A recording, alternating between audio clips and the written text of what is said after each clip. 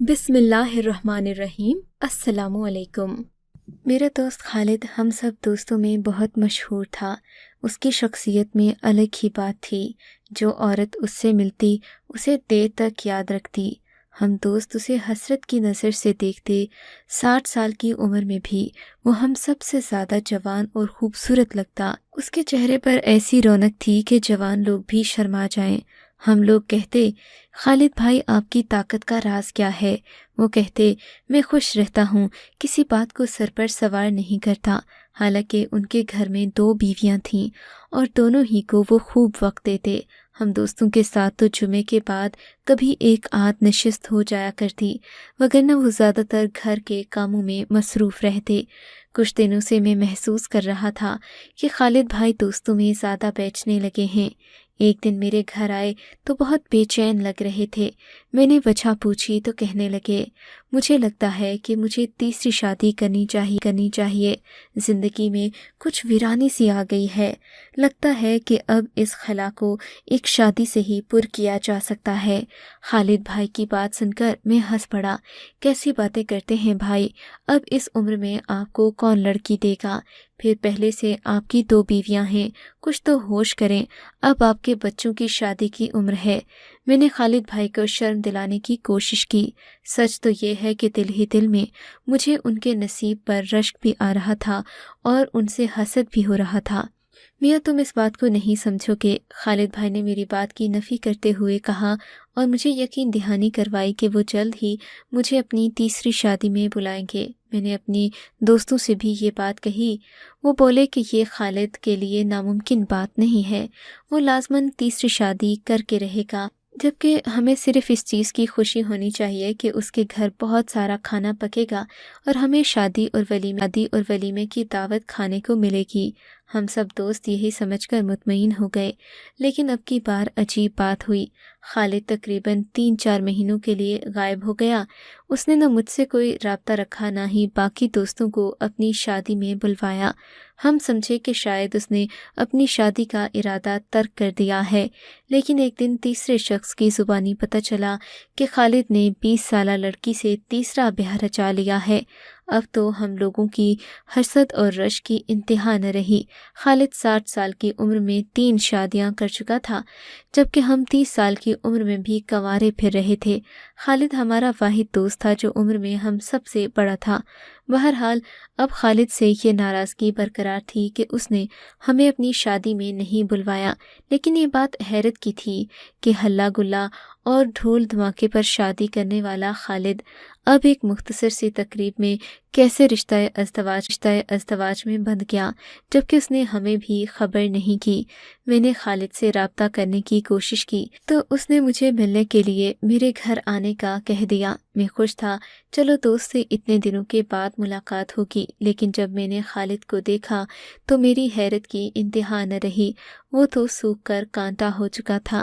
اس کے سر کے بال مانو آدھے رہ گئے تھے، جبکہ آنکھوں کے نیچے سیاہ حلقے نمایاں نظر آ رہے تھے۔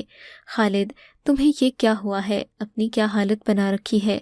میں نے پریشانی سے پوچھا تو اس نے کوئی جواب نہیں دیا، جبکہ اس کی بات بتا رہی تھی کہ وہ دل ہی دل میں بہت دکھی ہے۔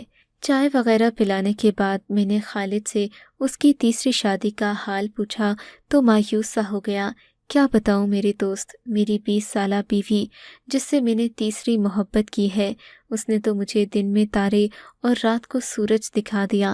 اب تم ہی بتاؤ کہ میں کہاں جاؤں۔ خالد بتانے لگا کہ اس کی پہلی بیوی بہت خوبصورت تھی، لیکن وہ زیادہ عمر کی تھی۔ دوسری بیوی سے اس نے مجبوراً شادی کی تھی۔ صرف تیسری بیوی ہی وہ محبت ہے جو اسے دل سے ہوئی ہے، اور وہ صرف اور صرف اپنی تیسری بیوی کو چاہتا ہے۔ لیکن شادی کی رات ایک عجیب واقعہ ہوا۔ اس کی تیسری دلہن نے ایک عجیب شرط رکھ دی۔ کہنے لگی کہ میں تم سے اس وقت تک بات نہ کروں گی جب تک جس مکان میں تم رہتے ہو یہ مکان میرے نام نہ کر دو۔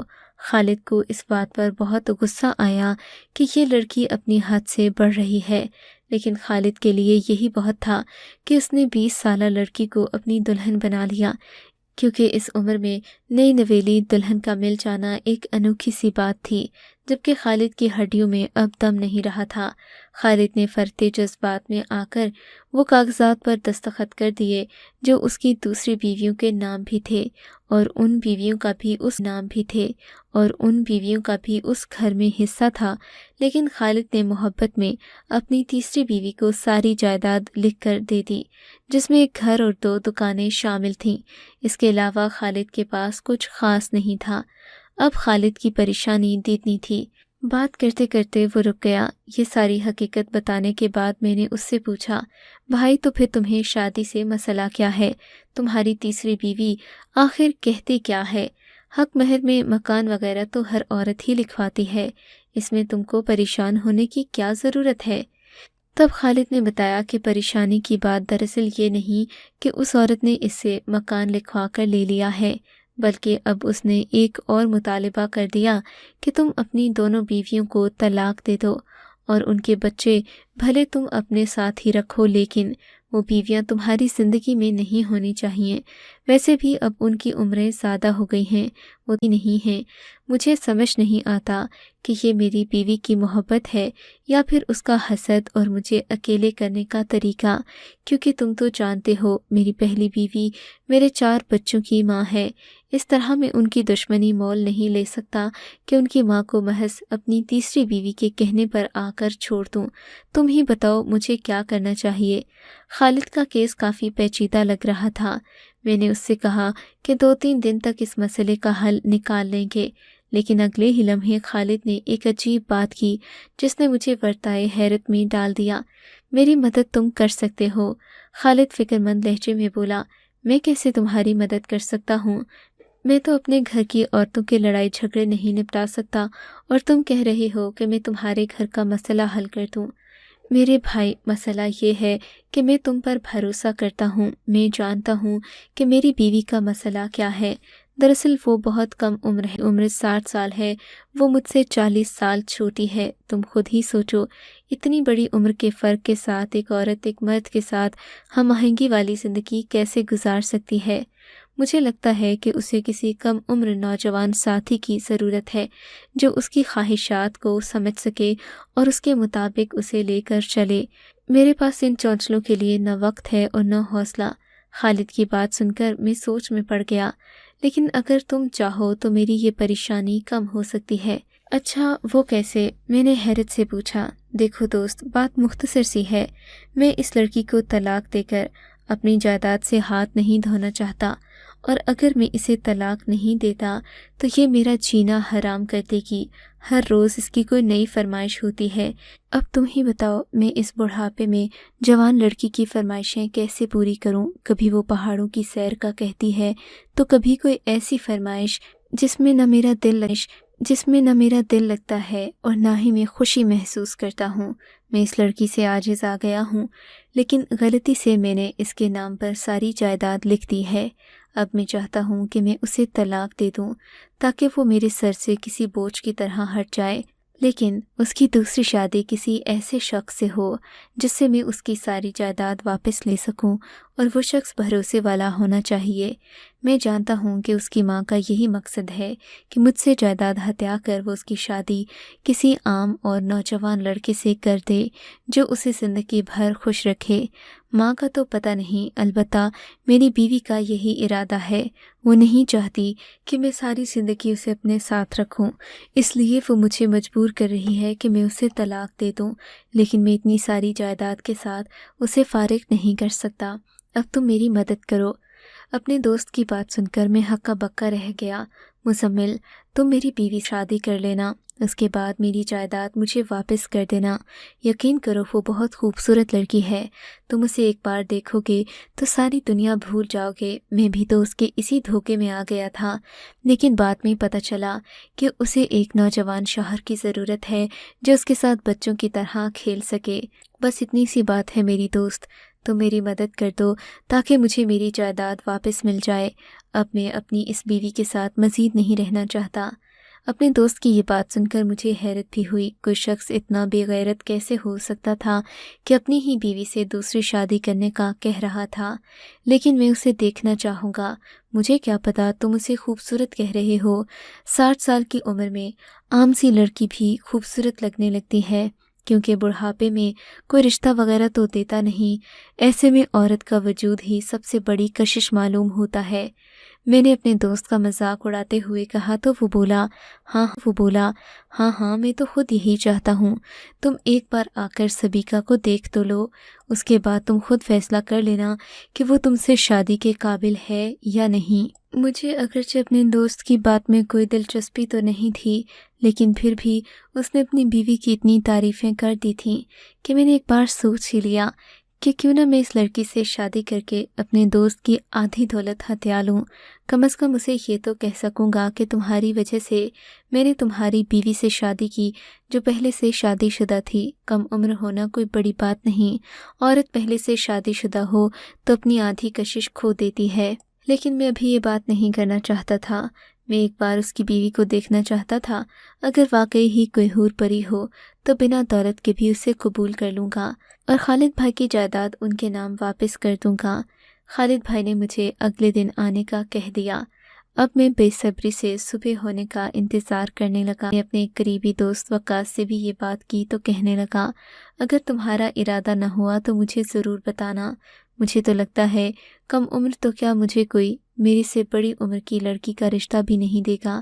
گھر والے کسی بھی حالت میں میری شادی کرنے پر تیار نہیں۔ میں تمہارے لیے دعا ہی کر سکتا ہوں اور اس رشتے کو ٹھکرانا مت، آج کل رشتے نہیں ملتے۔ میں اپنے دوست کی بات بھی اپنے ذہن میں بٹھائے اگلے دن خالد کے گھر کی طرف چل پڑا۔ خالد کا گھر شہر سے ذرا مسافات میں واقع تھا۔ شہر سے دور گئے خالد کو ابھی زیادہ عرصہ نہیں ہوا تھا۔ میں اس کے گھر کا پتہ بھول گیا۔ میں نے فون کر کے اس سے پوچھا، تمہارے گھر میں اس وقت کیا تمہاری بیوی موجود ہے؟ کہنے لگا کہ ہاں، اور میں تمہیں اس سے ملوانا بھی چاہتا ہوں، بس تم جلدی سے آ جاؤ، پتہ میں نے تمہیں سمجھا دیا ہے۔ خالد سے فون پر بات کرنے کے بعد مجھے محسوس ہوا جیسے خالد کے گھر میں بے پناہ خاموشی ہو۔ میں نے اور گھر کی راہ لی۔ وہاں پہنچ کر میں نے دروازہ کھٹکھٹایا۔ دروازہ بجانے کے 2-3 منٹ کے بعد مجھے لگا جیسے کوئی مجھے دیکھ کر واپس پلٹ گیا ہو۔ میں نے خالد کو فون کیا لیکن وہ فون نہیں اٹھا رہا تھا، جبکہ اس کے گھر کے اندر سے ہلکی ہلکی آوازیں آ رہی تھیں، جس کا مطلب یہ تھا کہ خالد اپنی بیوی سے لڑ جھگڑ رہا ہے۔ میرا خیال ہے ان کی لڑائی ہو گئی۔ میں نے دل میں سوچا اور باہر کھڑا ہو کر خالد کا انتظار کرنے لگا کہ کب وہ دروازہ کھولے اور میں اندر جاؤں، اس کی بیوی سے ملاقات کروں اور پھر اسے اپنا فیصلہ سناؤں۔ لیکن اس بات کی تو نوبت ہی نہیں آئی۔ آدھا گھنٹہ گزر گیا، میں یوں ہی کھڑا رہا۔ میں نے خالد کے گھر پر دوبارہ دستک دی مگر کوئی جواب نہیں ملا۔ اب مجھے پریشانی ہونے لگی۔ میں چاہتا تھا کہ خالد کم از کم مجھے بتا تو دے کہ اگر اس نے اپنی بیوی سے میری ملاقات نہیں کروانی تو میں واپس چلا جاؤں، لیکن یہ کیا، خالد کا تو نمبر ہی بند تھا، جبکہ اس کے گھر پر دستک دینے کے باوجود بھی اس نے دروازہ نہیں کھولا۔ اب تو آس پاس کھڑے لوگ بھی مجھے مشکوک نظروں سے دیکھنے لگے۔ ایک معتبر بزرگ میرے پاس آ کر رکے اور بولے، بیٹے، معزز لوگوں کے گھر کے سامنے کھڑے ہونا کوئی اچھی بات نہیں ہے۔ میں نے انہیں بتانا بھی چاہا کہ خالد نے خود مجھے اپنے گھر بلوایا ہے۔ وہ کہنے لگے، اس شخص کے گھر تو سالوں میں کوئی نہیں آتا، پھر تم کیسے اس کے گھر کے مہمان بن کر آ گئے؟ یہاں سے چلے جاؤ تو بہتر ہوگا۔ ویسے بھی اس کی بیوی محلے میں کسی کو چین سے نہیں جینے دیتی، اس کی نظر تم پر پڑ گئی تو وہ نہ جانے تمہارا کیا حال کرے گی۔ خوبصورت ہے اس لیے کوئی اسے کچھ کہتا بھی نہیں ہے، ہر کوئی اس کی خوبصورتی کے روب میں آ جاتا ہے۔ راہگیر کی بات سن کر مجھے خالد کی بیوی کو دیکھنے کا اور بھی شوق پیدا ہوا۔ اگرچہ اس وقت میں مایوسی سے واپس گھر پلٹ گیا، لیکن یہ بات میرے دل میں رہ گئی تھی۔ ابھی خالد نے مجھ سے بات کرنا تھی، آج نہیں تو کل وہ اپنی بیوی سے مجھے ملوا ہی دے گا۔ میں رات بھر خالد کا نمبر ڈائل کرتا رہا مگر اس کا نمبر مصروف آ رہا تھا۔ مجھے اب جھنجھلاہٹ ہونے لگی تھی، سمجھ میں نہیں آ رہا تھا کہ آخر خالد میری بات کیوں نہیں سن رہا۔ اگر اس نے مجھے اپنی بیوی سے نہیں ملوانا تھا تو اس نے پہلی بار یہ بات کہی ہی کیوں؟ اب تو میں بہت شوق میں تھا اور اس کی بیوی سے ملنا چاہتا تھا۔ خیر کئی دن گزر گئے، خالد کا نمبر نہیں ملا۔ میں دوبارہ اس کے گھر گیا تاکہ اس کا پتہ لگا سکوں کہ آخر وہ آج کل کیا کر رہا ہے اور میری بات کا جواب کیوں نہیں دے رہا۔ لیکن اب کی بار ایک عجیب بات ہوئی۔ خالد نے نہ جانے اپنے محلے والوں کو کیسے اشارہ کیا کہ وہ سبھی مجھ پر پل پڑے۔ بولے، تم ایک شریف عورت کو چھیڑنے آتے ہو، تمہیں شرم نہیں آتی؟ یہ محلہ شریفوں کا ہے، یہاں پر ایسی باتیں برداشت نہیں کی جاتیں۔ اچھی خاصی پٹائی کھانے کے بعد مجھے احساس ہوا کہ خالد نے مجھ سے بہت بڑا مذاق کیا۔ وہ مجھے اپنی بیوی سے نہیں ملوانا چاہتا تھا، لیکن حیرت کی بات یہ تھی کہ اب میرے دل میں اس کی بیوی کے لیے ایک انجانا سا تجسس بیٹھ گیا تھا۔ میں ہر صورت میں اس سے ملنا چاہتا تھا، اسے دیکھنا چاہتا تھا۔ آخر ایسی کیا وجہ تھی کہ خالد نے مجھے اپنے گھر کے دروازے پر بلا کر ذلیل و رسوا کر کے واپس بھیج دیا، اور پھر یہ کہ اس نے یہ بات مجھ سے خود کہی تھی۔ بہرحال کچھ دن گزر گئے۔ میں نے اپنے ایک دوست سے مشورہ کیا کہ خالد نے مجھے اتنا بڑا دھوکہ دیا ہے، اب تم ہی بتاؤ مجھے اس سب میں کیا کرنا چاہیے۔ وقاص نے مجھے بتایا کہ اس سب کے لیے ہمیں ایک منصوبے پر عمل کرنے کی ضرورت ہے۔ خالد کے گھر کے باہر اکثر ایک میٹر خراب رہتا ہے۔ جب خالد سے میرا یارانہ ہوا کرتا تھا، وہ مجھے اپنے گھر کی بیٹھک میں بلاتا تھا۔ میں نے اکثر وہاں بجلی والوں کو دیکھا ہے اور خالد بھی یہ بات اچھی طرح جانتا ہے۔ اب اگر تم چاہو تو ہم بجلی والوں کا روپ دھار کر خالد کے گھر چلتے ہیں، اس کی بیوی سے کہیں گے کہ ہم بجلی ٹھیک کرنے آئے ہیں، یوں بہانے سے تم اسے دیکھ بھی لینا۔ مجھے لگتا ہے کہ تم اس کی خوبصورتی کے قصے سن کر گھائل ہو گئے ہو اور خواہ اسے دیکھنا چاہتے ہو۔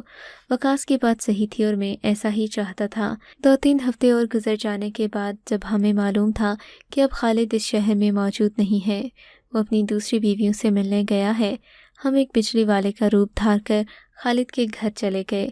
دروازہ خالد کی بیوی نہیں کھولا تھا، جسے دیکھتے ہی میرے پاؤں تلے سے زمین نکل گئی۔ میں الٹے قدموں وہاں سے پلٹا اور اپنی بہن کے گھر پہنچا۔ بہن جی، یہ آپ نے کیا کیا ہے؟ کیا آپ کو ذرا بھی شرم نہیں آئی کہ آپ اپنی بیٹی کے ساتھ کیا کرنے جا رہی ہیں؟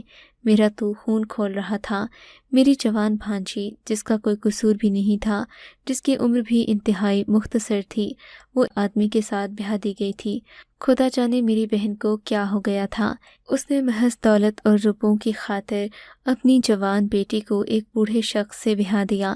میں نے اپنی بہن کو ساری حقیقت بتانے کے بعد اس سے عرض کی کہ وہ بیٹی کو اپنے گھر میں بسنے دے، اسے بلا وجہ کی پٹیاں پڑھا کر اس کا گھر خراب نہ کرے۔ خالد ایک معقول انسان ہے، وہ تمہاری بیٹی کی حرکتوں سے تنگ آ گیا تھا۔ اس سے پہلے کہ وہ اسے طلاق دے دے، تم اپنی بیٹی کو یہ سب بتانا چھوڑ دو کہ اپنے شوہر کا مال ہتھیائے اور زیادہ سے زیادہ تمہیں فائدہ دے۔ میری بہن بیوہ ہو گئی تھی، اس کی اور کوئی اولاد نہ تھی، سو اس نے اپنی بیٹی کو اپنے لیے کسی پیسے کمانے والی مشین کی طرح سمجھا اور یوں وہ اس کا گھر برباد کرنے پر آ گئی۔ لیکن خدا کا شکر ہے کہ میرے بر وقت سمجھانے پر میری بہن نے اپنی بیٹی کو بھڑکانا چھوڑ دیا اور یوں میری بھانجی اپنے گھر میں خوشی خوشی رہنے لگی۔ میں آج بھی اپنی بہن سے اس بات پر ناراض ہوں کہ اس نے بھانجی کی شادی خفیہ طریقے سے کی، اور وہ بھی ایک ایسے شخص سے جس کے پاس سوائے دولت کے اور کچھ نہیں تھا۔ آپ کے خیال میں کیا اسے ایسا کرنا چاہیے تھا؟ آپ کو اگر یہ کہانی اچھی لگی ہے تو اس ویڈیو کو لائک کیجیے، اور اس طرح کی مزید کہانیاں سننے کے لیے ہمارے چینل کو ضرور سبسکرائب کیجیے۔ کہانی سننے کا شکریہ۔ آپ سے ملاقات ہوگی اگلی ویڈیو میں، تب تک کے لیے اللہ حافظ۔